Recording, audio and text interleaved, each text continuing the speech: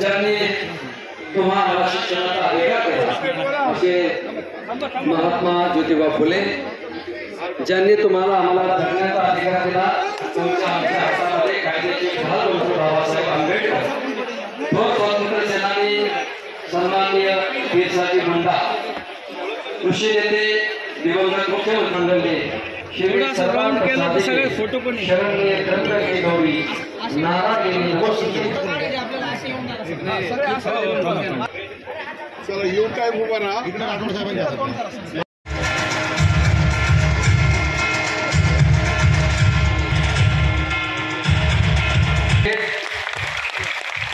इतकं वय असल्याच्या सन्मानासाठी मी मुकेशजी गोसावी यांना विनंती करतो की आपण त्याचा सन्मान करायचा आहे.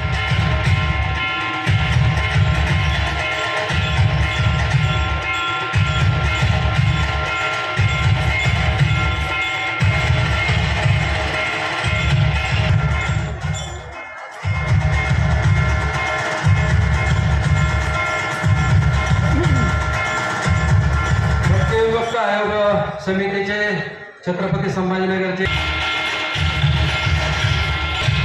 यानंतर माननीय डेव्हिड दादा घुमारे करावा असे मी त्यांना परिषद यांचाही सन्मान या ठिकाणी होत आहे. मी संयोजन समितीला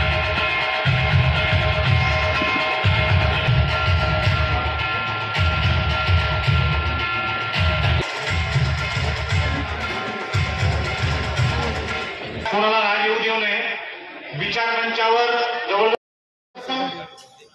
छत्रपती शिवाजी महाराज, विश्वरत्न डॉक्टर बाबासाहेब आंबेडकर, श्री सेवालाल महाराज, संत गाडगे महाराज, माता अहिल्याबाई होळकर, माता जिजाऊ, माता रमाई व इतर भटक्या समाजातील सर्व महापुरुषांना मनापासून वंदन करतो व या व्यासपीठावर बसलेले सर्व मान्यवर, खरं तर आता सर्वांचं नाव घेणं शक्य होणार नाही, म्हणून या व्यासपीठावर बसलेले सर्व समाजाची काय गरज पडली. आजचा कार्यक्रम हा 31 ऑगस्ट निमित्त आपण ठरवलेला आहे. 31 ऑगस्ट नेमकं काय हेच आपल्याला माहिती नसेल काही लोकांना. 31 ऑगस्ट म्हणजे 1947 मध्ये आपला देश हा स्वतंत्र झाला होता आणि आपण ज्यावेळेस इंग्रजांचं राज्य होतं त्यावेळेस पोट भरण्याचे आपले जे काही साधन होते ते साधन इंग्रजांच्या राज्यामध्ये लुटले गेले, आपले धंदे बंद करण्यात आले. त्यावेळेस आपल्याला कोणताही पर्याय नव्हता, म्हणून पोटाची खळगी मिटवण्यासाठी वेगवेगळ्या क्षेत्रामध्ये आपण काही वेगवेगळे काम करत असताना आपल्याला चोर, भामटे, वितरण नावं देऊन आपल्यावर एक गुन्हेगारी समाज म्हणून त्या ठिकाणी ठप्पा लावण्यात आला आणि त्यावेळेस आपल्याला जेल बंद करण्यात आलं आणि जेल बंद झाल्यानंतर सगळ्या गोष्टी झाल्या. 1947 मध्ये देश स्वतंत्र झाला. पण मी तुम्हाला प्रश्न विचारतो, आजही आपण स्वतंत्र आहोत का? नाहीये. 1952 मध्ये आपल्यावरचा ठप्पा मिटला नाही, फक्त गुन्हेगारी म्हणून हे नाव फरकट केलं गेलं आणि जेलाच्या बाहेर आपल्याला काढलं गेलं. 1962 मध्ये आपल्याला 2.5% भटकेमुक्त समाजाला आरक्षण देण्यात गेलं आणि ते पण नावाला. त्याचा कोणालाही फायदा नाही. मी एक गावाचा सरपंच आहे. ओबीसीतून 10 घरकुल गावामध्ये आले. ओबीसी पण आपण नाहीये, गैरसमज आहे आपला. आपण ओरिजिनल ओबीसी पण नाहीये. गावामध्ये 10 घरकुल आले. ज्यांची परिस्थिती चांगली होती ते घरकुल मला त्यांना द्यावा लागले. तिथं गोसावी समाज होता, तेलंगी समाज होता, कैगडी समाज होता, यांना देता आले नाही कारण त्याला लाभ आपण घेऊ शकत नाही. अशी अवस्था आपली आहे. तुम्ही पाहताय गेल्या 5-6 वर्षापूर्वी राईन हत्याकांड प्रकरणामध्ये 5 लोक निर्दय पद्धतीने मारण्यात गेले. आतापर्यंत शासनाने त्याची दखल घेतली नाही. आपला समाज आजही उघड्यावर आहे आणि ते 5 कुटुंब आजही उघड्यावर आहे. याची दक्षता मात्र आपण सर्वांनी घेतली पाहिजे. काल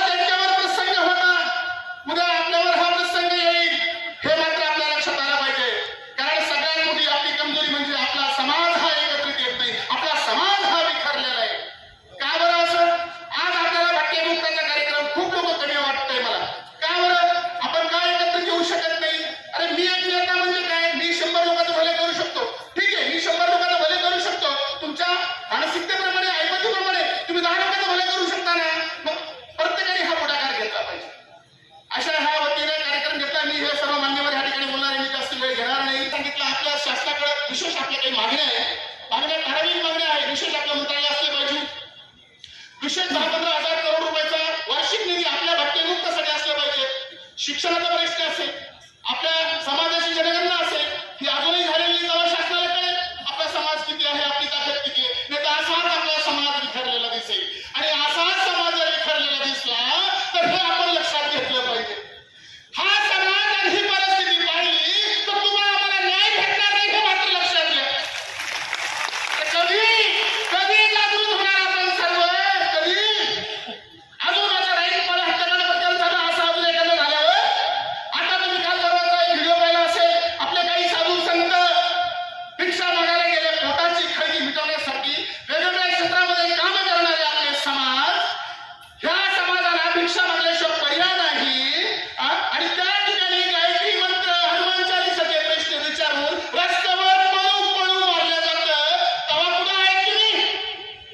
का आता तरी रक्त तुमचं हे झालं पाहिजे. आता तरी आपण एकत्रित आलं पाहिजे. आणि हे राज्य शासन बघा, तुम्ही छत्रपती शिवाजी महाराजांना राजा बनवणारे आपण बरोबर होतो.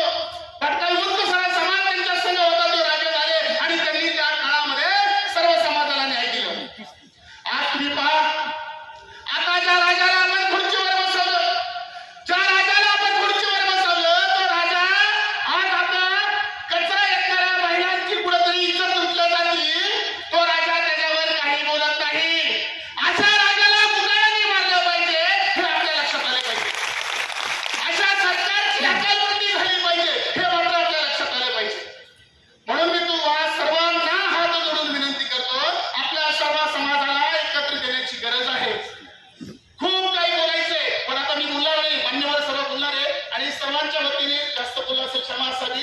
कारण हा नेहमीच्या देशापासून माझ्या भावना आहेत, कळकळीच्या भावना आहे. म्हणून तुम्हाला सर्वांना एकच सांगायचंय, नाथपंथी गौरी गोसावी समाज विशेष मुलं व मुली जीवन व जगण्यासाठी हरकत वगैरे अशा घटस्फोटीचं जे प्रकरण आहे हे जातीय सुरू केला पाहिजे अशी एक मागणी सुद्धा गौरी गोसावीच्या वतीने आहे. खरंच बिकट परिस्थिती आहे. शासन हितावधी पण ह्या मुलामुलींचा आयुष्य बरबाद होतोय ना, याच्यावर सुद्धा आपलं लक्ष आलं पाहिजे. खूप अपाट मागणी आहे आणि ह्या सगळ्या गोष्टीवर आपलं लक्ष असलं पाहिजे. म्हणून बस सगळ्यांना मी हात जोडून एवढीच विनंती करतो, सर्वांनी एकत्रित येण्याची गरज आहे. माझ्या बाबांनो, मी तुमच्या संघात, तुम्ही आमच्या सर्व टीमच्या संघ राहा. हे तळमळी जे सर्व आहात ना, जे नेहमीच्या दिवसापासून कामं करायला गेलो, त्यांचं आयुष्य गेलं आयुष्य. पण समाज आता प्रतिसाद नसल्यामुळे कुठेतरी राज्य असो या केंद्र असो यांच्या लक्षामध्ये हा विषय आला नाही. मग त्या नेत्यांचं आपण ऐकलं पाहिजे आणि हे आपण केलं पाहिजे. बस मी एवढंच सांगतो आणि माझे 2 शब्द थांबवतो. जय हिंद, जय महाराष्ट्र. मला या ठिकाणी 2 मिनिटं बोलण्याची संयोजकच्या वतीनं विनंती करणार आहे. मी फक्त बोलणाऱ्या मान्यवरांना विनंती करतो की कार्यक्रमाला आपण प्रश्न जे हा कधी न संपणारा विषय आहे. त्याचबरोबर आजच्या कार्यक्रमाला उपस्थित असलेले या कार्यक्रमाचे उद्घाटन सन्माननीय प्राध्यापक लोलेकर सर, याचबरोबर आमचे राठोड सर, तसाच प्रवीणजी लुले सर, आताच बोललेले संजयजी बेडे, माझ्यासोबत लातूरला DS4चे अध्यक्ष प्राध्यापक जोशी सर, आदिवासी संघटनेचे रामराज आत्राम, तसंच मुस्लिम ओबीसी संघटनेचे वलांडीकर, पांढरा, सर्व 42 जमातीचे भटके आणि सर्व बांधवाचे मी पहिल्यांदा अभिनंदन करतो की तुम्ही या मेळाव्याच्या निमित्तानं एकत्र आला. ही महत्वाची गोष्ट आहे की आपण कुठ्यातरी निमित्तानं एकत्र आलं पाहिजे. आपलं भटक्यांचं अस्तित्व दाखवण्याचं काम डॉक्टर अभय जाधव आणि बाबा यांचं मी स्वागत करतो. आयोगाचे सदस्य उगे सर यांचं मी स्वागत करतो. सध्या महाराष्ट्रामध्ये